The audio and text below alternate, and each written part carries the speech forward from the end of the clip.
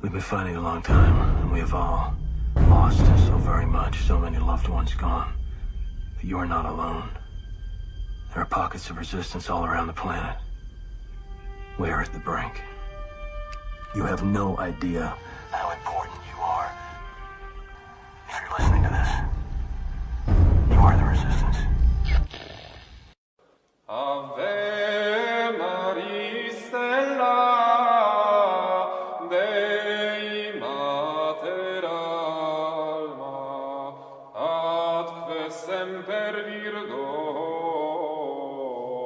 Felix te porta. Everybody, Steve with Senses Fidelity. I'm just coming out with a podcast on a topic I've been wanting to put out recently. I've been reading the book Firebrand, Father Mateo. If you haven't read that, if you haven't read it, it's a fantastic book. It's out of print. Usually I find it on eBay or Amazon every so often. Finally got, it was $20 the other day. Finally was able to get it. Usually it's like $800 or something like that. It's one. So anybody actually wants to go out there and reprint this thing, please go for it. Anyways, he has in the front line, the front cover says, "A volcano of hate has erupted, inundating the earth with an infernal fire of discord, revolt, and anarchy. Let us fight fire with fire." This is one of those things that kind of get you like, yeah, like at the backside of it. What may be asked is the secret of his success. The answer is very simple. It is the flaming love of God. He is all on fire with divine charity. It is impossible that fire should not burn, that all who come in contact with it should not be enkindled with its heat. Like the Master, he has come to cast fire on the earth. Talking about Father Mateo. This guy, we got a podcast coming out on him soon. Incredible story. And if you're familiar with that image, that's Connect. Garcia Moreno got that thing printed. And Father Mateo used it to promote the enshrinement of the Sacred Heart. Okay. So we're going to start with Jocko, and I'm finishing with a challenge that Father Mateo has. Can you build resiliency Now, you've heard this before, but we're doing it. We're updating it. in your team? Yes. And one of the best ways you can build resiliency in your team is by giving the individual on your team more control, more influence, more, and I won't ever forget to say the word, more ownership. And that was a tool to let them move past the idea, is there some who have more than others? Yeah, that's probably true. And it's not a guarantee like all of a sudden this person's gonna have unlimited resiliency to get through any difficult situation. But if you wanna build that on your team, if she wanted to build that on her team, could she do that? Yes, you can. And here's a way to do that. Yeah. So that's good stuff. Good stuff. Solid stuff over there. What's interesting about this is, what do you think? Okay, so you got background, you got kind of personal experiences that individuals have had, you've got their genetic makeup as a human being.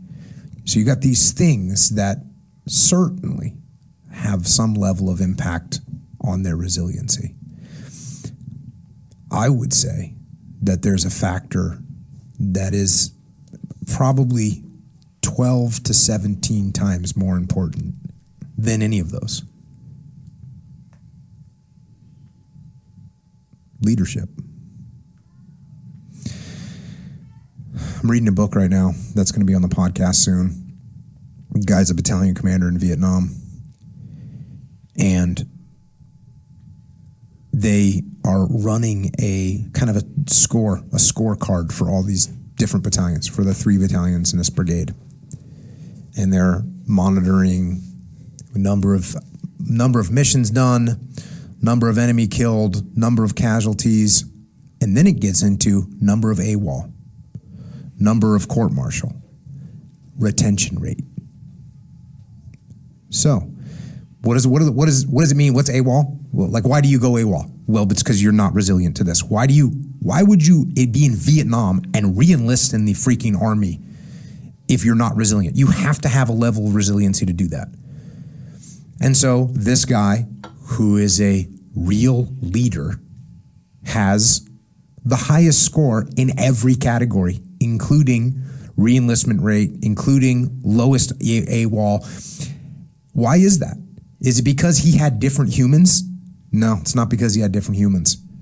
Why were they able to conduct more operations, which are stressful? Why were they so resilient that they were able to conduct more operations than everybody else? Is it because he got kids that were all... And just to throw a Catholic spin on this, the numbers of people he got to do what I'm going to read from is hundreds of thousands, millions of people started doing this. Wrestlers and worked on whatever. No, it's because of leadership. And part of that is what you're saying. Absolutely. Part of that, actually, a vast part of that is, as a leader, he's the leader that's giving ownership. He's the leader that's saying, hey, here's the mission. How do you guys want to execute it? That comes from leadership. Again, here's a couple other small things that you as a leader have some control over. The next one I would say, and I think that the psychological literature would support this statement, be on offense. How can we take my team, which is on the defensive because there's bad weather and we don't want to go out? How do we reverse that? How do I say, you know what? We got bad weather coming. And I'm using this. Think of what's going on right now. Everything in the news, everything I put on Clown Planet, everything we talk about on Rundown, everything I post on Twitter. Think about all that stuff that's coming down the pipe. Even stuff in the mass. We're not just talking about society. Look, see what's going on in Australia. Society, culture. See what's going on with the mass right now and traditional orders. You just saw Mexico getting suppressed, the fraternity in there. We don't know what's going to happen with that down the road. Who knows? We don't know about other parishes. We don't know what's going to happen in a year. People are worried. We know it's coming. We're going to go on the attack. We're going to actually take a day off from work, or we're going to stand down these troops. You guys go get some extra rest. That way, when this weather hits, we're ready to rock and roll. We're going on the offense. Because right now, we as a whole, we're on defense. We see what's coming. We see what happens after the fact. You see our diocese up there limiting who comes into the church, who can receive the sacraments. We see other parishes saying, you got to do X, Y, Z, kicking other people out. Obviously, I'm trying to keep the code words out right now. You see, after the fact, we aren't on the offensive in any stretch of the imagination. We're 100% on defense right now. Just think about that right there. What does that do to the resiliency of the troops? All of a sudden, we're going on the attack. What it feels like to be on the defense is a horrible thing. When you're sitting there waiting for mortars to hit your position, you've heard them come out of the tube and you're waiting for them to hit.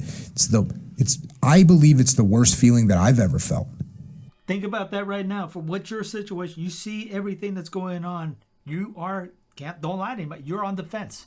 You're on defense right now. We're seeing what comes out even after Rome. We just see what's coming out. We're on defense. We are on defense, seeing what's happening, and then we will react. What's coming? Then we react. What's coming? Then we react.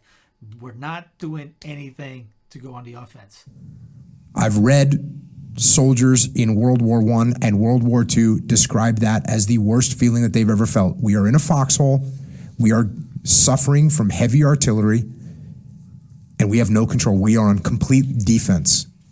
That is the worst feeling in the world. So what can we do as a leader to go on the offense? Because that very move will help the resiliency of your troops. It will, 100%. And then lastly, and this is a little bit of a hand. Motivate people when they start to slack.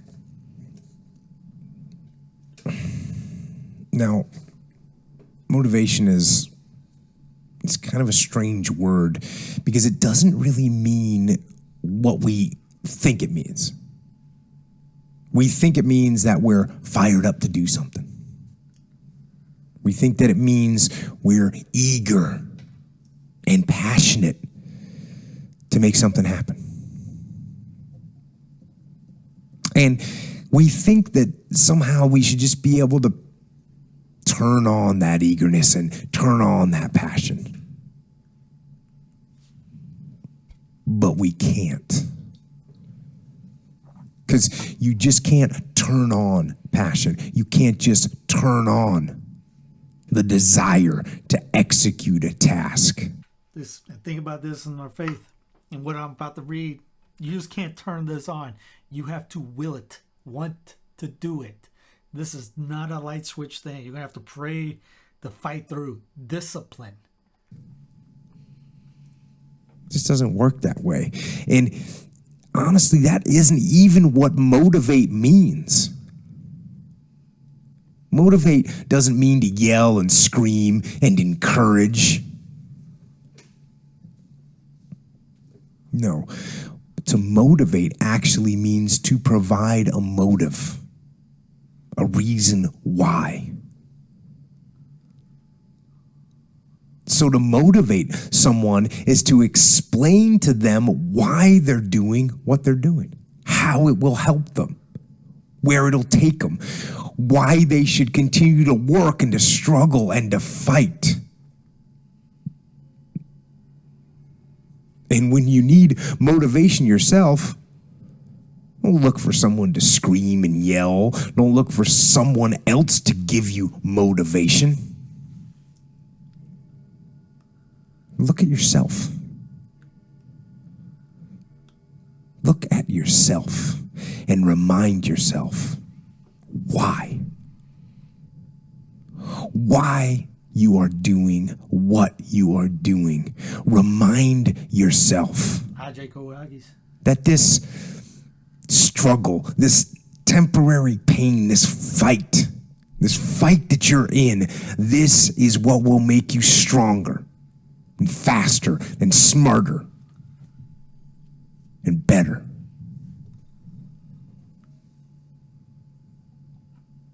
And then, with that motivation, go forward into the fray, into the storm, into the heat of the battle, where victory is forged. All right, so here's the plan that Father Mateo came up with. Now, you're going to have a lot of people complain. People complain easy. It's easy to complain. All right? You can either, like Concord, or whatever the letters. Everyone got upset about it wasn't hard enough for them. Okay? And I put the challenge out. Go make a better one. So far, I haven't seen one. Or if you challenge them, they just stop complaining. So, is this too hard? I don't know. Sleep in a nice bed at night. You got cold water to drink. You got food in your house. You have air conditioning, heat. Most of the people watching this probably has all those things. They didn't have that back in these days, and they still did it. They did it by candlelight. Hundreds of thousands of people, millions, if you go through the whole world. The United States actually had the most, they said in this in his book Firebrand. They had the most signups. Shocking back then. Chicago was called the City of the Sacred Heart. I doubt that you could make that claim today. So are you one to be a complainer, or are you one to say, take the challenge? Say, in sports, when we practiced, it was one of those things. What do you do when the coach ain't watching? You don't have to tweet about how great and pious you are during the day. Forget about it. Maybe no one see you that day online. Don't tell it. If you post something that's worth it, like something that's could strive something about holiness, or tell them, hey, storm clouds are approaching. Here's what's up. I don't want to hear about how many rosaries you said that day. Keep that between you and our Lord. So like if you're running hills, usually you don't tell coach, hey coach, I'm going to go out and run 10 hills. I'm going to go out and run 100 stairs. I'm going to go run in stadiums. I'm going to go work out when I'm not supposed to. Nobody does that. If you really want it, if you want to make a team, if you want to be on the starting line, if you want to get some PT playing time, you can do everything you possibly can, anytime you can, to be able to do that. So, the world's going to hell in a handbasket in Mach 10. We're almost at plaid, if you know the Spaceballs reference. Ludicrous speed is going to get worse. It's going to get much worse. If you pay any attention to what's going on, it's going to get incredibly bad. Now, most churches aren't open at night. Maybe most parishes, some priests are keeping you out if you don't have a certain thing in you right now. So you can do this at home. As he calls it, and I heard this from a sermon long ago from a priest. Start doing it. It was amazing. I used to put on some chant in the background, did it in the living room long ago when I was first starting this thing. I started doing it here at the rental we're at now. Got to get back into it. We're gonna get back into it starting October 1st. Reason why. I'll tell you why. All right. It's from the chapter New Projects, chapter 10. And this is from 1928 to 1934. Subchapter, A Daring Test, Night Adoration in the Home. Following is what I said. I might put in some parenthetical comments. Already 20 years have passed since Father Mateo conceived his plan for a worldwide crusade. Enthronements were adding up to the tens of millions. Far from diminishing with time, his personal success went on increasing. We have here a personal evangelical crusade, the like of which few examples can be found in history. A dozen nations, hundreds of dioceses, thousands of churches, and of chapels had heard proclaimed in rousing tones that a God loves them to folly, and that after having given them the cross and the Eucharist, he is now coming to them. He is coming to ask of them hospitality in their homes in order to share their joys and their sorrows, and to establish with their cooperation his reign of love in all aspects of human life. Certain persons observing the crowds of people who surrounded his pulpit, who followed the preacher from place to place, wondered in what way the mentality, the personal lives of his listeners had been changed. And what about those homes where the enthronement took place? Once the ceremony was over, the candles extinguished, the banquets withered, did they fall back in the mediocrity of daily life? Did they succumb to the effects of medial anxieties?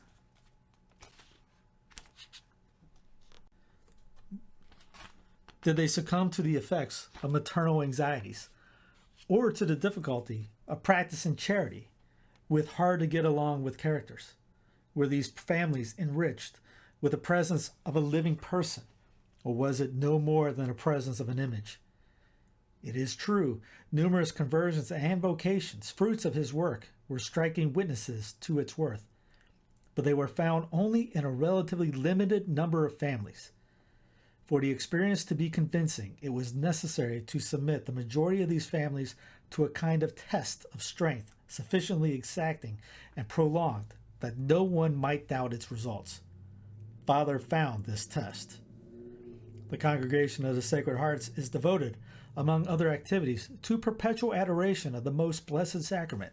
The adorers succeed each other before the tabernacle from half hour to half hour during the day, and from hour to hour during the night. In order to better ensure perpetuity, a branch of sister parallels that of the fathers. The faithful, in their turn, are invited to participate by joining in external association, which is like a third order of the congregation. Many generous Catholics, because of family obligations, distance, or sickness, were not able to go to the church, especially at night. Father Mateo thought he might be able to enlist them as adorers by asking them to make a holy hour at home on the vigil of the first Friday, with the whole family united before the image of the Sacred Heart. The first appeal dates from the beginning of the enthronement in 1908. In March 1927, Father took another step forward. In place of the family holy hour, he proposed that the family share among themselves the hours of the night, and that in turn, the father, mother, children mount guard before the image of the Sacred Heart. Quote, would it be too much to ask each member of the family for 1 hour of night adoration each month, and this without having to leave the house? When unfortunately, it is very uncommon, even among good people, to give up almost a whole night's rest to frivolous, not to say dangerous, amusements. While Judas watched to betray the Son of Man and finds plenty of accomplices to watch with him, shall the apostles, the intimate friends of the King, always be overcome to sleep? I launched this idea as a dart of fire, which has been shot, not from my poor heart, but from that of the King himself. And now, dear Bethanies of the Sacred Heart, he and I wait your answer.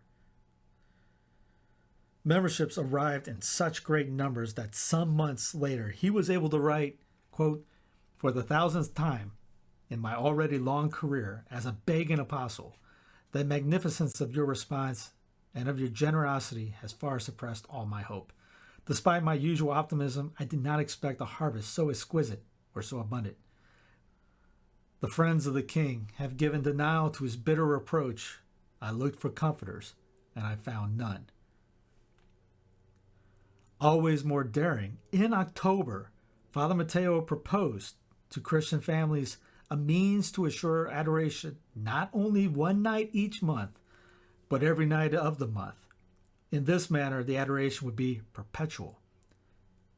Father Mateo said, quote, once again, I issue a challenge in the name and for the glory of my King and your friend. What will you give in response? Oh, what a splendid feast of love will be the 30 nights of the month given to Jesus in these privileged Bethanies. In 1 year, he received 24,000 members. 2 years later, he counted 42,000, and the following year, 124,000. Adoration became perpetual in 16 countries. But it is well to note that Father insisted on quality rather than quantity. This is extract from a circular letter written in March 1930 show how he insisted on this point. I am preparing a special article for you, dear apostles, concerning the recent initiated nocturnal adoration, the lamp of love and reparation kindled by the Bethanies of the Sacred Heart. But first, let me tell you what great consolations have been offered to this divine heart by so many imitators of St. Margaret Mary who watch and pray like sentinels while the Master undergoes his agony in Gethsemane. So that's the idea that he pitched. Now, why did I start thinking of that? All right, well, all the things that were going on the last couple of weeks, obviously, especially cranked up. Then I read from page 248. It is the notes. Father Mateo's second visit to Ceylon, the duty of Catholic apostolate? Yeah, the duty of the Catholic apostolate. There was no the in there, I just added. How am I to address you? In the pulpit, we say, dear brethren. May I use another form? I ask the fathers to invite to this meeting only the true loving friends of the Sacred Heart. Thus, you are here as my friends, as apostles, and I may call you by the most beautiful titles, dear friends. You are friends of the King, so I suppose, if you are logical, you are soldiers of that King. So, no doubt, dear friends, you say to him several times a day, especially at the altar rails when you adore him, that you love him. That is not enough to make you an apostle. That is not Catholicity. That is not loyalty. That is not the apostolate. This is why I'm going to speak to you about the duty of the apostolate. For if you are his friends, you are obliged to be his apostles. First of all, there is the duty of conviction. Are you really and truly convinced Catholics? Do you believe that the Roman Catholic Church is the only ark of salvation? Are you all profoundly convinced of this? Some Catholics, though having a certain amount of faith, are selfish, and selfishness is opposed to our religion, as is midnight to midday. Catholicity is all charity. Do you believe this? Then share the truth you possess with those around you who are dying in the shadow of darkness. Then there's the duty of gratitude. This is not a Christian land. How comes it that there is only a little handful of you here who have the faith? It is a gift. God loves you with an immense love. You are very dear to him. So in turn, show your gratitude by bringing souls to him. Be apostles because you are grateful. Otherwise, you sin by ingratitude. The apostolate is also a duty of charity. We are very charitable as regards the temporal needs of the poor and sick. But what use is it to cure thousands in hospitals if their souls are lost for all eternity? Even the pagans have splendid hospitals, but they leave souls to starve and perish. Be charitable. Try to save souls. I prefer one soul to 10 hospitals. We live for eternity. Many do not realize this. 4 years ago in Tokyo, someone introduced me to a Japanese gentleman 70 years of age. He was a splendid Catholic. I was told, having been converted 38 years before, and he declared that he was most happy in the faith. I asked how he had been converted. "Oh, Father, I was having tea with a friend one Sunday when, on hearing the church bell ring, he excused himself, saying that he must go to benediction." "What is that?" I inquired. "It is a service of the Catholic Church." "But that is a foreign religion. I am Japanese." "Yes, you are. But the stars and the sun are not Japanese, and religion is not either. Truth is not exclusively Japanese. Come with me," he added, and I accepted. After benediction, he took me to see a priest who spoke Japanese and who invited me to visit him another day. I went several times, and after 6 months' instruction, I received baptism. You may think how happy I am and how grateful to that friend of mine. And how many converts have you made in the 38 years you have been a Catholic? "Oh, none. I am shy, too timid to make any." "Oh, you are shy, are you? Then you are only half a Catholic. You have converted no one after 38 years? Then I took him to see a blind lady whom I knew. I asked her how long she had been a Catholic. 5 years was the reply. "And how many Japanese have you brought into the church?" 104. Well, you see, that blind lady understood her duty. She loved her mission. She knew how to win souls to God. The apostolate is a great duty. I am preaching this everywhere to foster the reign of the only true and divine King. How are you to realize it? By what may be called the soul of the Catholic action. Christ must reign through his cross. So many Catholics fail to understand the value of suffering. They look upon it as a curse, as it was considered to be among the Jews. But now, since Christ came on earth, it is a blessing. Our Lady is the Queen of Sorrows, the Queen of Martyrs. If crosses were a curse, she would be the most accursed of all mankind. No one ever suffered as she did. Compared with hers, our sorrows and tears are but one drop. Some sufferings are sent us, that by them we may deserve to win to God the souls we love, a father, a son, a friend, so that they may sing forever in heaven the glories of the Sacred Heart. Yes, crosses are indeed a blessing, but only if they are united to the cross of Christ. Then they become light and beautiful, whereas if we complain, they become heavy and difficult to drag along. When I was in South America, I had a great friend who was a barrister. He was also a great sinner. So I said one day to him, "When shall I have the pleasure of giving you Holy Communion at the altar rails?" At the altar rails? I am not a child," he exclaimed. "Nor am I, but I receive our Lord every morning." "Ah, but that is quite different. Your mentality entirely differs from mine." I told him that it was not a question of mentality. There is only one gospel and one church for all. Does that mean I must go to confession? I am not a woman after all. Nor am I, But I go to confession. The Pope goes to confession. So do all bishops and priests. You must indeed be a very saintly man. Time went on. One evening, I received an urgent call to come to my friend's house. His wife, who is an excellent Catholic and a daily communicant, was dying. I arrived in time to give viaticum.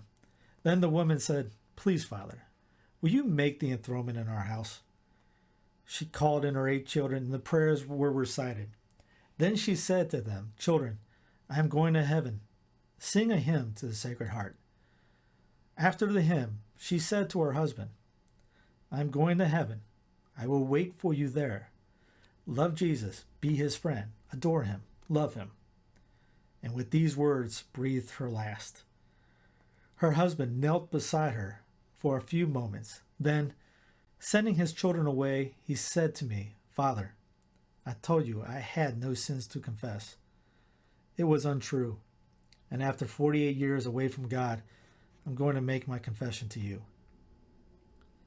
When it was over, he called in his children and said, "Forgive me, children, all the bad examples I have given you. God has pardoned me. You must do so too. From tomorrow, I will take your mother's place every day at the altar." He lived a saintly life for 10 years afterwards. Embrace the cross with fervor when it comes. Be saints, and to be so, you must bear your cross, for all saints have suffered. Be really fervent, and God will make you strong. You want to be apostles? Accept the cross with a view of saving souls. I am told there are many night adorers here in Salome. Night adoration is a mission of redemption, a splendid reparation. I have seen hundreds of men, rich and poor, army officers, spending a whole night before the altar. I have seen a church where 4,000 men began adoration at 10 o'clock in the evening, kept it up all night, then at 4 o'clock in the morning, they all heard Mass and received Holy Communion. I could relate hundreds of such examples. But I am not asking this of you. I am only begging you, fathers, to organize a crusade of night adorers. 1 hour a month at home, in your own room, as though you were before the tabernacle, in order to save souls. During that hour, love him, for those who never love him. Pray for those who never pray. Offer it for your country, where so many need redemption. Remember, I only want true friends of Jesus. He asked his 3 intimate friends, Peter, James, and John, to watch with him in Gethsemane. You will be his privileged friends if you do what I am asking you. We often complain that we ask for miracles and they are not granted. Why? Well, you see, we have to pay a great price for miracles. People sometimes say to me, "Father, my husband or my son is a bad Catholic. What is to be done?" You must pay the ransom. I will give you an example. A girl, Margaret by name, whose parents had given up the practice of their faith, resolved to bring them back to God. She told her maid to call her every Thursday at midnight that she might make night adoration for their intention. One night, as they were returning home very late, they noticed a light burning in her room. Her father, knocking at her door, inquired whether she was ill. On receiving a negative answer, he went away. But next day he called her, saying, "Margaret, I saw a light in your room at 1 o'clock in the morning. What were you doing?" As he insisted on receiving an answer, she replied, "Father, I was praying for you and Mother, who never go to church. You are baptized Catholics, but you don't live as if you were." Her father felt ashamed. He sent for her mother. They listened to all their daughter had to say, and now they practice their religion regularly.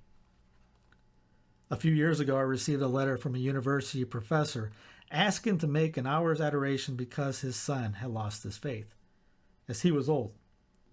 I gave him from 10 to 11 p.m. He protested, saying he never went to bed before that time and wanted a really hard hour twice a month. His son is now a good Catholic. So you see, if you want miracles, you must pay for them. I will give you another instance. 2 Catholics, husband and wife, asked to make night adoration every Wednesday from 11 p.m. to 3 a.m. in reparation for sins committed at a certain gathering in a house in their neighborhood. When the people there began dancing and drinking, the night adorers knelt down to pray and make reparation. The husband took the first part of the night, 11 p.m. to 1:30 a.m., and his wife replaced him for the rest. After having consoled the king of love in his agony, they went to rest. And now, dear friends, I have something to show you.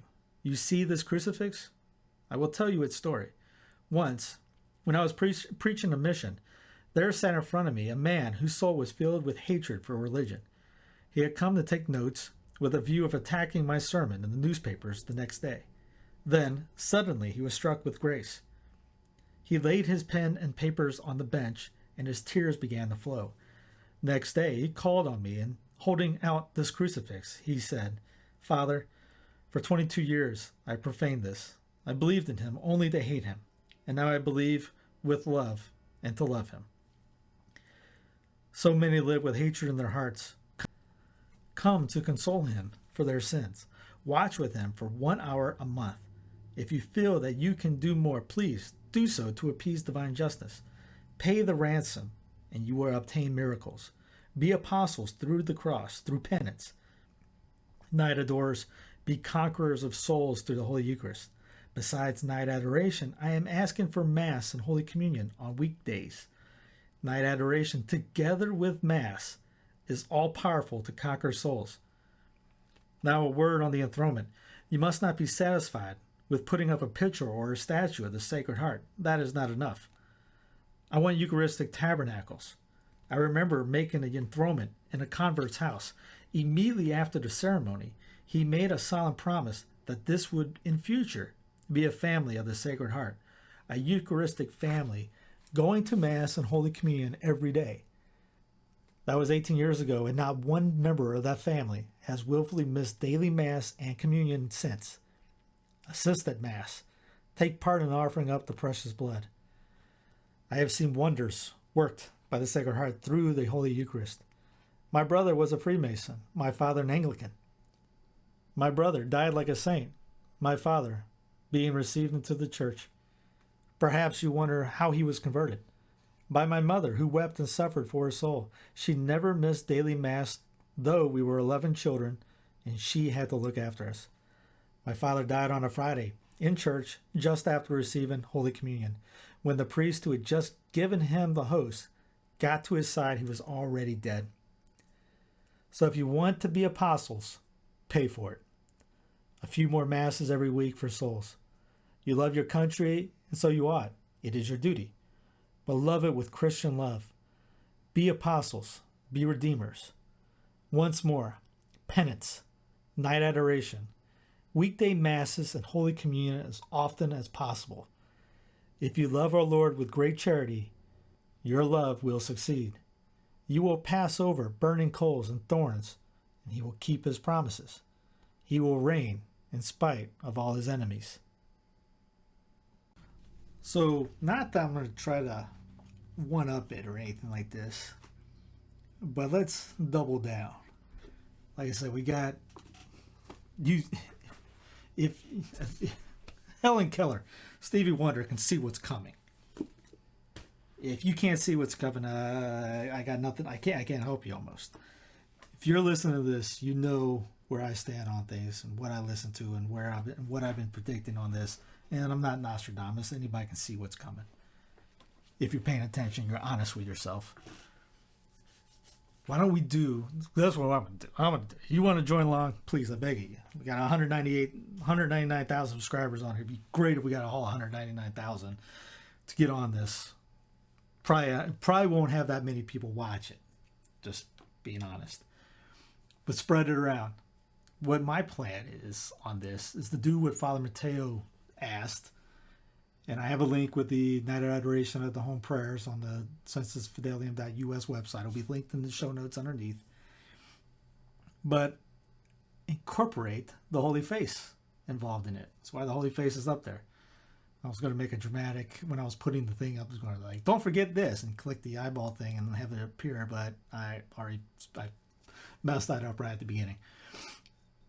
Both. I got, there's no accident. There's the photo. You see the photo of the Sacred Heart that Garcia Moreno made. That's what Father Mateo promoted, or that's what he used to promote the enthronement. Get that image, print it up, just to print. I know I have it on Zazzle. That Zazzle will send it to you if you can't find it. It's up on Zazzle. I mean, it's the only way I can get it to anybody. I mean, I got it. You just print it and they'll ship it to you. Get an image of the Holy Face. Go to Vicky's website. Get an image that she touches to the relic she has, a 1908 relic, I think it is. It's a 1900. It's something in the 1900s, early 1900s relic. Let her get one from her. Get both the image, put them up, frame them. Do night adoration. Do the chaplet of the Holy Face, along with the long Holy Face litany, along with the golden arrow. Those three, boom. I mean, if you've seen the chaplet, it's arise, O Lord, let the enemies be scattered, and let them that hate him flee from before thy face. Say that 33 times. Pretty good little prayer. I'm told St. Athanasius says that the demons fly from that. Man, if we could get 100,000 people doing that across the world, along with the devotion of the Holy Face, doing adoration at the home. Like I said, you might not be able to get in the churches at night. Many just are locked.